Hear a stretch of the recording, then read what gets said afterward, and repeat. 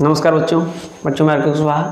बच्चों आज मैं आप लोगों को क्लास 12th की फिजिक्स का एक ऐसा टॉपिक पढ़ाऊंगा जो बहुत ही इंपॉर्टेंट है और इसके एग्जाम में आने के 100% चांस हैं। बच्चों मैं आपसे वादा करता हूं, मैं ये टॉपिक आप लोगों के माइंड में इस तरीक़ा से सेट करा दूंगा, कभी आप इसे भुला नहीं सकोगे। और मैं जानता हूँ आप लोगों को ये टॉपिक थोड़ा हार्ड लगता है, लेकिन मैंने भी आपसे वादा किया है मेरे बच्चों, इस तरीके से पढ़ा दूंगा, भुलाने से नहीं भूल पाओगे। और हाँ बच्चों, आप लोग इस व्हाइट बोर्ड को देखकर, वीडियो की क्लैरिटी को देखकर, अरे भाई साफ नहीं दिख रहा है मेरे बच्चों, व्हाइट बोर्ड को देखकर, वीडियो की क्लैरिटी देखकर कभी भी कंटेंट को मत आंका करो। बस अपने टारगेट पर ध्यान रखा करो। बंदा कैसा पढ़ा रहा है इस बात पर ध्यान दो, वो कैसे दिखने में कैसा है इन चीज़ों पर बिल्कुल मत ध्यान दो, बस पढ़ाता कैसा है इस चीज़ पर मेरे बच्चों ध्यान दो। ठीक, जरूर नहीं कि पर्सनालिटी अच्छी हो, हैंडसम हो तभी अच्छा पढ़ाएगा, ऐसा बच्चों कुछ नहीं होता है, बस वो अच्छा पढ़ाता हो, इन सब चीज़ों पर ध्यान दो बच्चों। तो हम आपको पढ़ा रहे हैं किरचॉफ लॉ, बहुत ही बच्चों इंपॉर्टेंट है। तो किरचॉफ के बच्चों दो नियम हैं, हमने आपको लिखा दिया है। प्रथम नियम इसे कहते हैं अथवा संधि का नियम भी कहते हैं। ठीक बच्चों, कभी कभी एग्जाम में इस टाइप से भी आ सकता है किरचॉफ का धारा नियम, या इसे शॉर्ट में हम KCL भी कहते हैं बच्चों, किरचॉफ करंट लॉ। दूसरा नियम बच्चों यह है कि दूसरा नियम, अथवा इसे हम लूप का नियम भी कहते हैं, और हम अथवा इस टाइप से भी कह सकते हैं किरचॉफ का वोल्टेज नियम, यानी KVL, किरचॉफ वोल्टेज लॉ। बच्चों तो हम इस दूसरे नियम को पहले मिटाएंगे, आपको हम पहला नियम समझाएंगे बच्चों। जैसा कि हमने यहाँ पर डायग्राम शो किया है, प्रथम नियम बच्चों ये कहता है, पहले हम आपको डेफिनेशन बता देंगे, उसके बाद हम लिखकर भी दिखा देंगे बच्चों। ठीक बच्चों, पहले हम इसे मिटा दें, पहले हम आपको पहला नियम पढ़ाएंगे। तो बच्चों अब हम आपको प्रथम नियम पढ़ाएंगे जो कि है संधि का नियम, या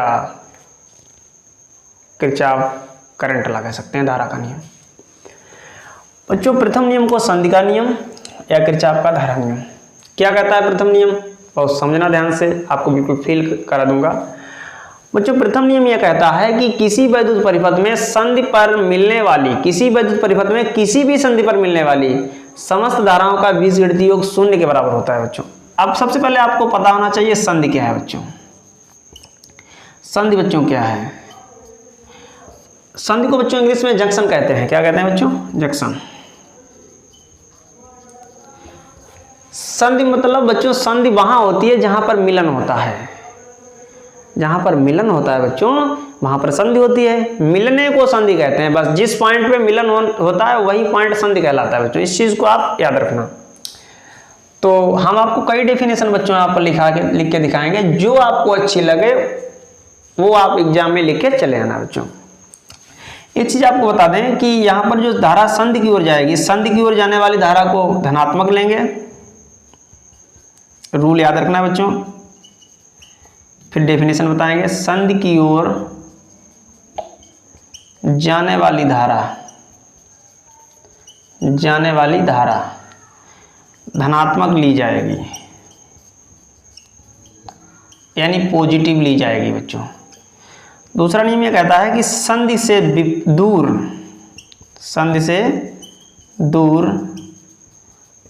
जाने वाली धारा ऋणात्मक ली जाएगी।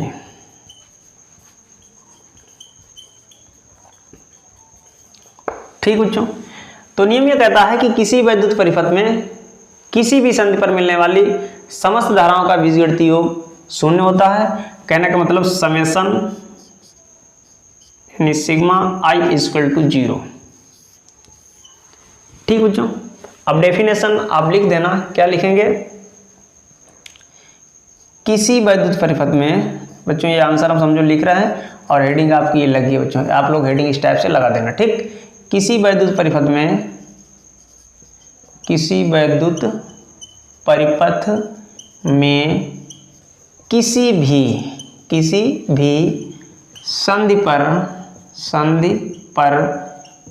मिलने वाली समस्त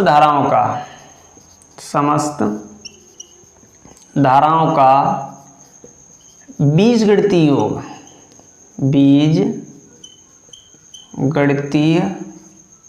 योग शून्य होता है। ठीक बच्चों, किसी वैद्युत परिपथ में किसी भी संधि पर मिलने वाली समस्त धाराओं का बीजगणितीय योग शून्य होता है। यानी हम कह सकते हैं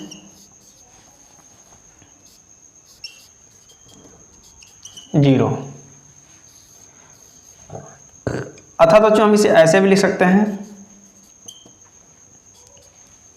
बच्चों देखिए यहाँ पर हमने क्या लिखा है, संधि की ओर जाने वाली धारा धनात्मक ली जाएगी, तो बच्चों I1 संधि की ओर जा रही है, I2 संधि की ओर जा रही है। बच्चों I1 को हम प्लस से लेंगे, I1 प्लस I2, उसका बच्चों I3 संधि से दूर जा रही है, माइनस ली जाएगी, I4 संधि से दूर जा रही है, माइनस से ली जाएगी, I5 संधि की ओर जा रही है बच्चों, प्लस से ली जाएगी, बराबर बच्चों क्या रहेगा, जीरो।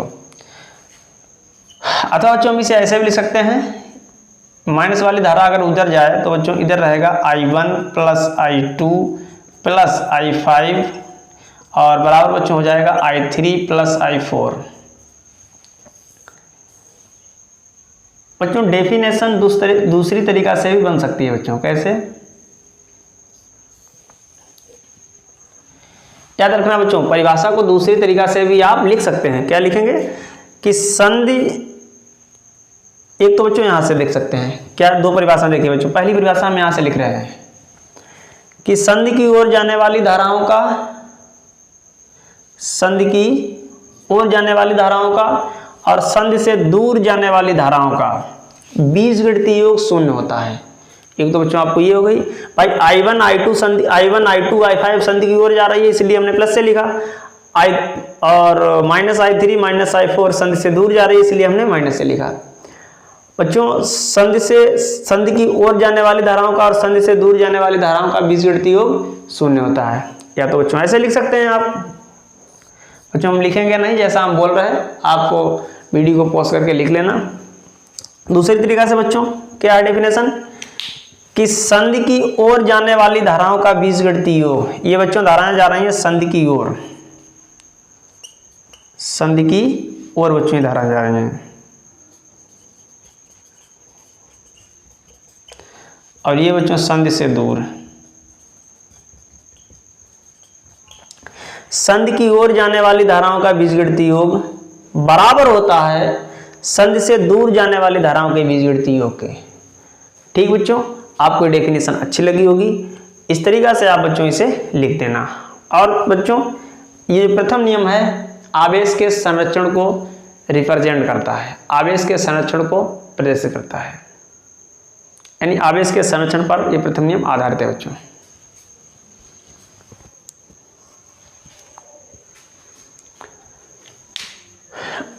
अब बच्चों हम आपको पढ़ाएंगे किरचॉफ का द्वितीय नियम, क्योंकि बच्चों जो फर्स्ट लॉ है, प्रथम नियम है, बहुत इजी होता है, हर एक बच्चे को समझ में आ जाता है। लेकिन मेरे बच्चों जो द्वितीय नियम है वो थोड़ा वैसा होता है, आप लोग सोचते होंगे टिपिकल है, जल्दी समझ में नहीं आता है, और अक्सर हम देखते हैं बच्चों को नहीं आ पाता है।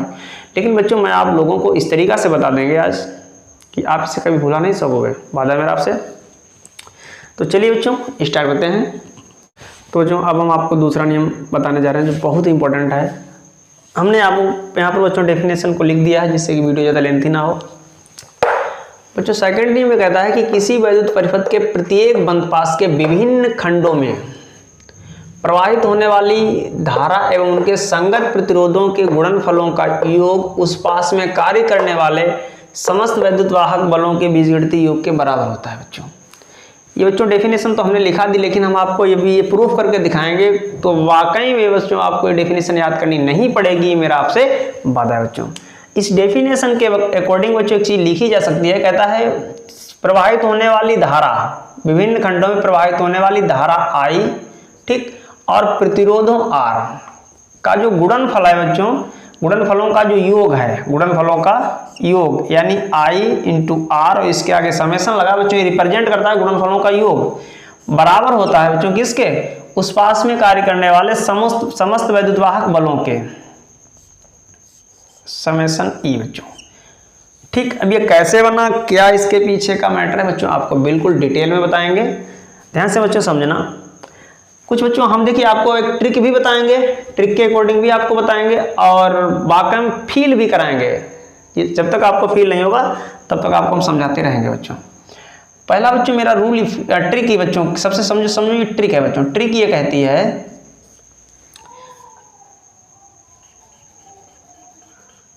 बच्चों, ये समझो इसमें धारा प्रवाहित हो रही है, ये रेजिस्टेंस बच्चों, और बच्चों ये हमारा चलने का पाथ है।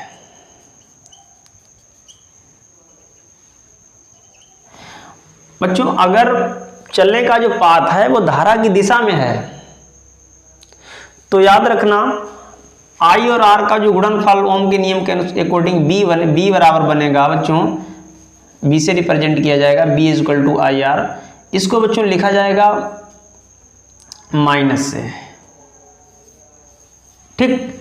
अगर धारा मेरे पाथ के चलने के डायरेक्शन में है तो I और R का गुणनफल बच्चों माइनस से लिखा जाएगा। ट्रिक भी आपको फील भी कराएंगे ऐसा क्यों होता, रीजन भी बताएंगे ऐसा होता क्यों। फिलहाल में इसे आप ट्रिक मान के चलिए। दूसरी कंडीशन क्या है, दूसरी कंडीशन बच्चों क्या है,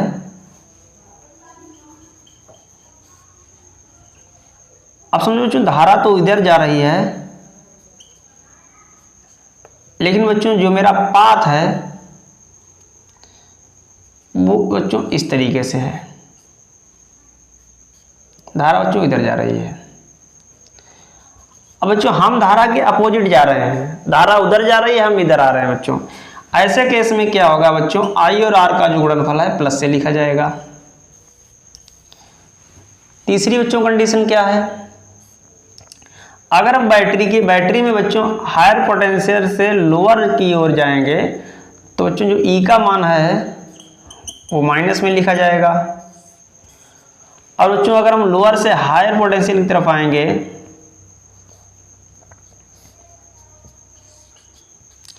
तब बच्चों E का जो मान है वो प्लस में लिखा जाएगा। ये बच्चों आप इसे ट्रिक मान के चलना, ठीक, नोट कर लेना बच्चों इसे कहीं साइड में, और फिर हम आपको रीजन भी बताएंगे ऐसा होता क्यों। बच्चों सबसे पहले आप इसका स्क्रीनशॉट ले लें, अब आपको हम बता रहे हैं प्रूफ करके। चलिए बच्चों मिटा दें इसे। तो ट्रिक के बेस पे बच्चों ये ध्यान रखना कि अगर हम धारा के अपोजिट जा रहे हैं तो I और R का गुणनफल प्लस से लिखेंगे, और अगर हम धारा की दिशा में बच्चों जा रहे हैं तो I और R का गुणनफल माइनस से लिखेंगे। ये बच्चों आपको ट्रिक समझना, और हम आपको वाकई फील भी करके दिखाएंगे, रीजन भी बताएंगे ऐसा क्यों होता है बच्चों। अब सबसे पहले बच्चों हम एक बंद पास ले रहे हैं, A B E F A में, A B E F A में बच्चों। और बच्चों हम A से प्रारंभ करेंगे, यहाँ लिख दे रहे हैं A से प्रारंभ करके दक्षिणावर्त जाने पर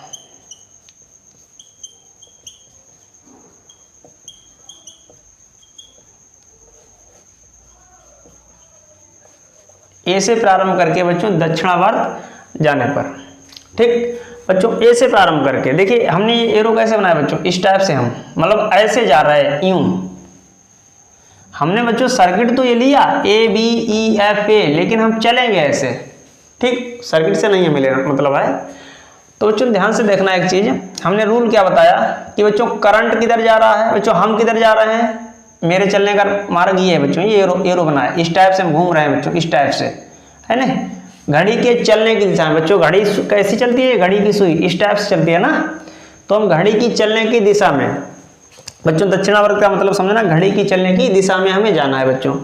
और ऊपर वाले बंद पास में, सिर्फ इस वाले में, तो बच्चों देखिए करंट इधर आ रहा है, हम उधर जा रहे हैं, तो इसका मतलब यह है बच्चों कि हमें I और R का गुणनफल प्लस से लिखना चाहिए, और हम हायर से लोअर में, बैटरी में बच्चों विद्युत वाहक बल में हायर से लोअर की तरफ जा रहे हैं तो माइनस में लिखनी चाहिए, भाई प्लस से माइनस की ओर जा रहे हैं ना बच्चों। लेकिन कोई आपको समझाना जरूरी है कि ऐसा क्यों हुआ, मतलब ये तो आप समझ गए, लेकिन हमने I और R का गुणनफल बच्चों प्लस से ले रहे हैं, ऐसा क्यों हुआ देखिए जरा ध्यान से बच्चों, एक चीज देखना ध्यान से। हम जो है बच्चों, हम करंट के यहाँ पर बच्चों करंट की वैल्यू हाईएस्ट है, आप समझ रहे होंगे, हाईएस्ट बच्चों यहाँ पर करंट की वैल्यू है, क्योंकि करंट जो बच्चों है वो रेजिस्टेंस में अभी पास नहीं हुआ। जब बच्चों ये करंट रेजिस्टेंस से पास हो जाएगा तो करंट की वैल्यू कम हो जाती है। आप लोग इस बात को अच्छी तरीके से जानते हो बच्चों। जब भी कभी करंट, इलेक्ट्रिक करंट रेजिस्टेंस से पास होगा तो फाइनल में हमें जो करंट मिलेगा उसमें कुछ कमी आएगी बच्चों। कैसे? अगर मान लो यहाँ पर ये कोई डिवाइस है, इसके भीतर रेजिस्टेंस लगा हुआ है, यहाँ पर हमने करंट प्रवाहित किया 5 एम्पियर, तो हमें जब यहाँ पर जो करंट मिला वो मिला 3 एम्पियर। 2 एम्पियर बच्चों कहाँ गया? 2 एम्पियर इसने खा लिया, 2 एम्पियर बच्चों इसने खा लिया। लेकिन हम बच्चों कहाँ जा रहे हैं? करंट के हाईएस्ट वैल्यू की तरफ। भाई इससे हम उस टाइम करंट से मिलने जा रहे हैं जब वो इससे क्रॉस नहीं हुआ, इससे पास नहीं हुआ। तो बच्चों इस वजह से यहाँ पर प्लस लिखा जाता है, क्योंकि हम करंट की हाईएस्ट वैल्यू की तरफ जा रहे हैं। अगर आप ऐसे नहीं आपको समझ में आता है तो ट्रिक समझना। करंट बच्चों किधर आता है? इधर।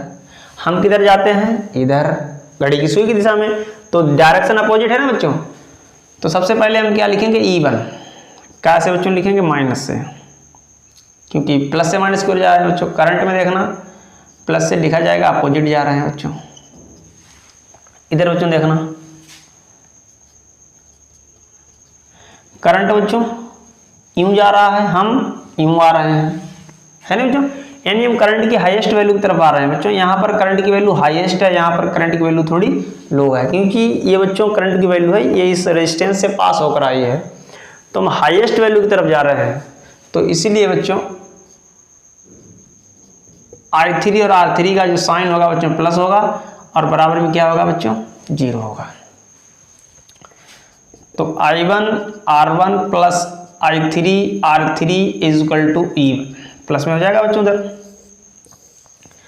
तो डेफिनेशन बच्चों क्या लिखा था कि किसी वैद्युत परिपथ में प्रत्येक बंद पास के विभिन्न खंडों में प्रवाहित होने वाली धारा, मतलब ये कोई वैद्युत परिपथ है बच्चों, इसके प्रत्येक बंद पास, ये पहला पास है, ये पहला बच्चों पास है, और इसमें जो विभिन्न खंड हैं ऐसे ऐसे धारा आ रही है, ठीक। विभिन्न खंडों में प्रवाहित होने वाली धारा का प्रवाहित होने वाली धारा और उसके संगत प्रतिरोध का, प्रवाहित होने वाली धारा I1 R1 I3 R3 है ना, अलग अलग खंड है ये। तो प्रवाहित होने वाली धारा I1 R1 और I3 R3 के संगत प्रतिरोधों का गुणनफलों का योग उस परिपथ में कार्य करने वाले वैद्युत वाहक बल के बराबर होता है। हाँ बच्चों होता है। देखिए भाई बच्चों इस परिपथ में कौन सा वैद्युत वाहक बल कार्य कर रहा है? E1 कार्य कर रहा है। तो I1 R1 plus I3 R3 is equal to E1। यही तो किरचॉफ का सेकंड नियम कहता है बच्चों। किसी वैद्युत परिपथ के प्रत्येक बंद पास में विभिन्न खंडों में प्रवाहित होने वाली धारा और उसके प्रतिरोधों के संगत गुणनफलों का योग उस परिपथ में कार्य करने वाले समस्त वैद्युत वाहक बलों के योग के बराबर होता है बच्चों। यही तो प्रथम नियम कहता है, ऐसा ही हमने प्रूव कर दिया है बच्चों। चलिए समझ गए होंगे आप बच्चों। अब अगर हम दूसरा बंद पास लें बच्चों, दूसरा बंद पास क्या है? B C D E B में, B C D E B में बच्चों ये वाला है सेकंड वाला, ध्यान से देखना।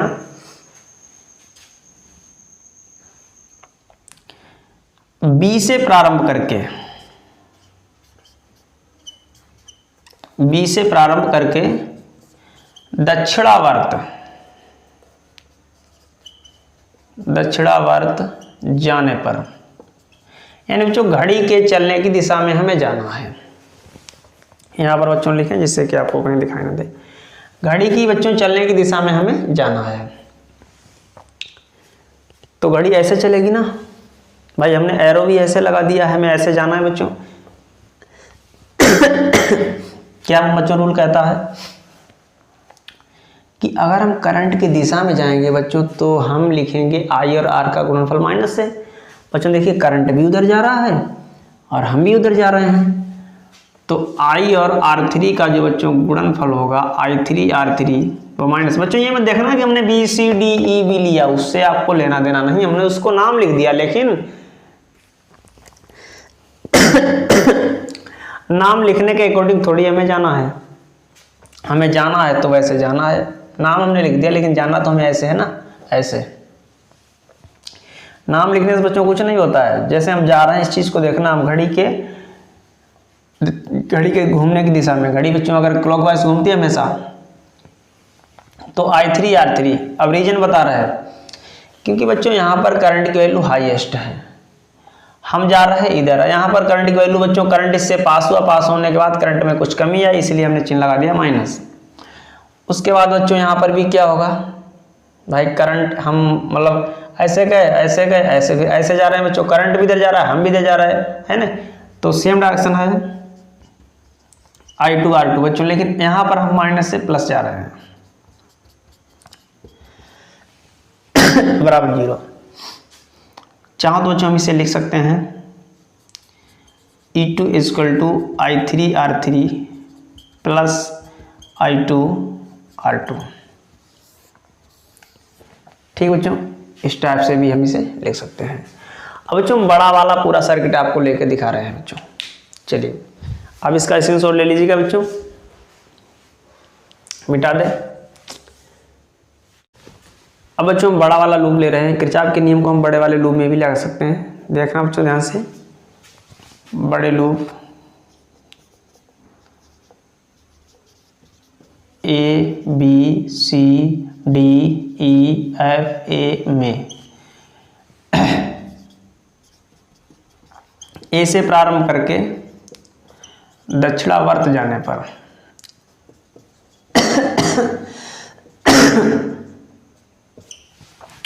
यानी घड़ी की चलने की दिशा बच्चों, फिर वही करंट इधर आ रहा है, हम उधर जा रहे हैं बच्चों, तो और यहाँ पर बैठ बच्चों जो EMF है वो प्लस से माइनस की ओर, माइनस E1 I1 R1 बच्चों, क्योंकि अपोजिट दिशा में जा रहे हैं बच्चों। फिर यूँ आए, फिर हमें बच्चों ऐसे आना है, बड़ा लूप ले रहे हैं बच्चों, ठीक इस टाइप से आना बच्चों। करंट की डायरेक्शन में है I2 R2 और बच्चों माइनस से प्लस की ओर जा रहे हैं, माइनस से प्लस बच्चों, ये हमें बीच वाले से नहीं लेना देना है, बाहर वाला ले रहे हैं सिर्फ, इक्वल टू 0। तो बच्चों हमें यहाँ पर मिला I1 R1 I2 R2 equal to E1 minus E2। ठीक बच्चों, तो इस टाइप से आप किरचॉफ के द्वितीय नियम को भी प्रूव कर सकते हैं, बहुत इंपॉर्टेंट था बच्चों।